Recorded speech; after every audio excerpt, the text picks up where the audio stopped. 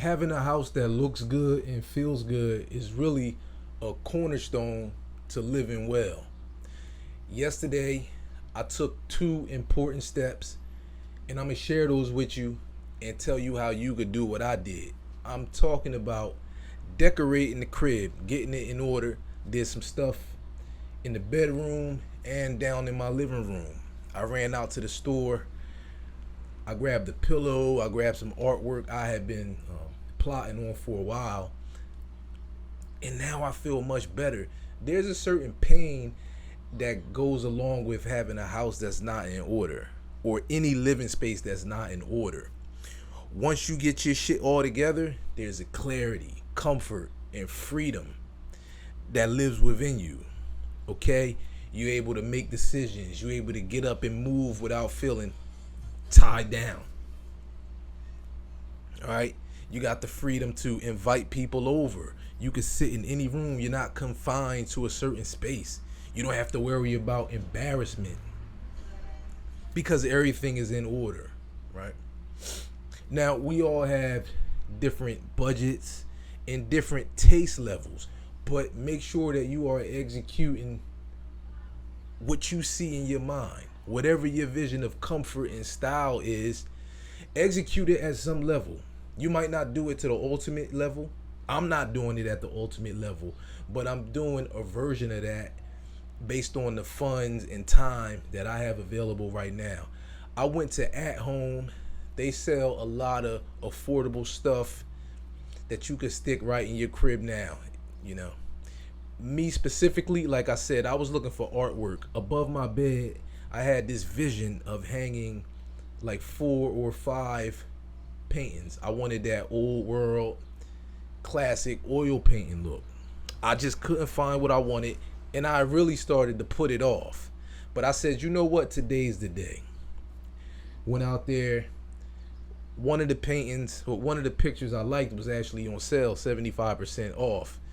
And then the other one, I paid like $40 for, the one with the horses. It was like $40. Honestly, I wanted to put it back when I saw that price, but I said no.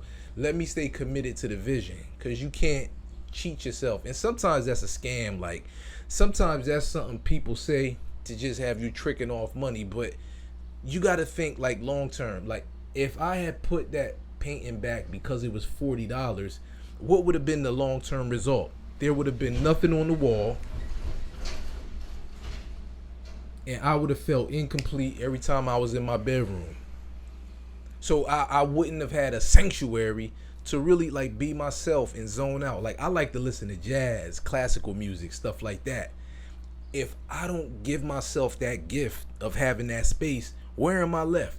And you got to think about it the same way. Again, it's within your means, within your budget. Me, I had the money, so I said, you know what?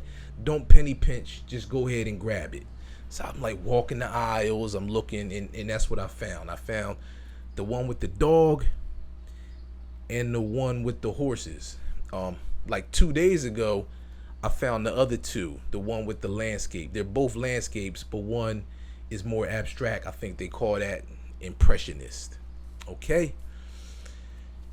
Once I snatched those up and got out of there, I went to Home Depot. Now, I stripped and stained my floors months ago, but had not gotten around to putting on the polyurethane.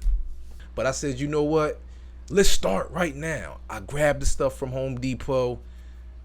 You know, you get the cloth that removes all the dust from the floor. I got sandpaper. I got a bucket. I ran out to Walmart and got a mop.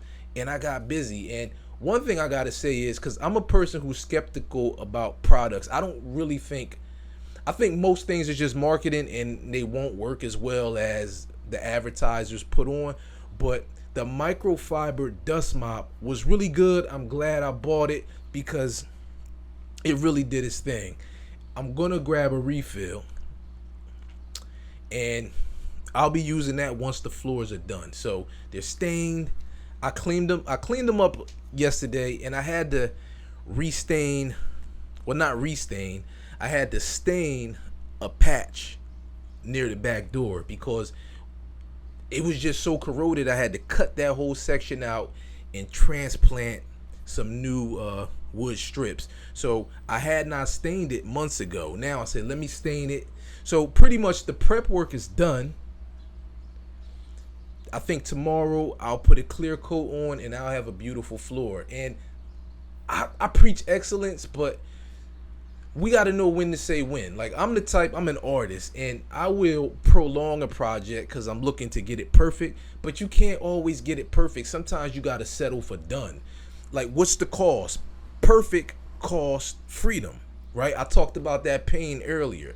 Clarity, control, freedom. If I prolong waiting for perfection, then I'm cheating myself of clarity, control, and freedom of my space. Freedom to invite people over. Freedom to sit in any room in the house and feel like I'm in my castle, my sanctuary. And you got to think about it that same way. Yo, think about your look. Think about how you can execute it without spending too much, depending on what your budget is. And knock out the main stuff first. Like, when you talk about home decor, some elements are pillars, right? Some stuff enhance the look, but some items like really make the look, anchor the look, like the color of the wall, the sort of floor you have. Those anchor, your bedspread or your comforter. That kind of anchors the look. Other stuff is like supporting, right? And you can maybe wait. So I don't know. We can talk about this more, but I want you guys to understand that that's a cornerstone. Like, having a place that you like is cornerstone.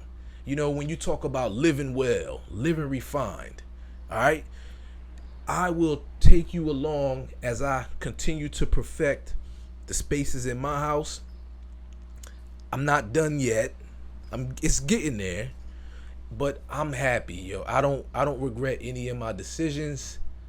Well, as far as the look, as far as like spending money in general, I don't regret any of that because it's being paid back exponentially just with the peace of mind. If I could just sit in a chair that looks the way I like, I feel good. So I hope you are all taking intentional steps to improve your life, live a more refined life. If you're from the hood like me, we going from hood to higher living. Just because you live in the ghetto, you don't gotta be like in the ghetto. Create your paradise or just your slice. If you like that talk, watch this next video. I'm out.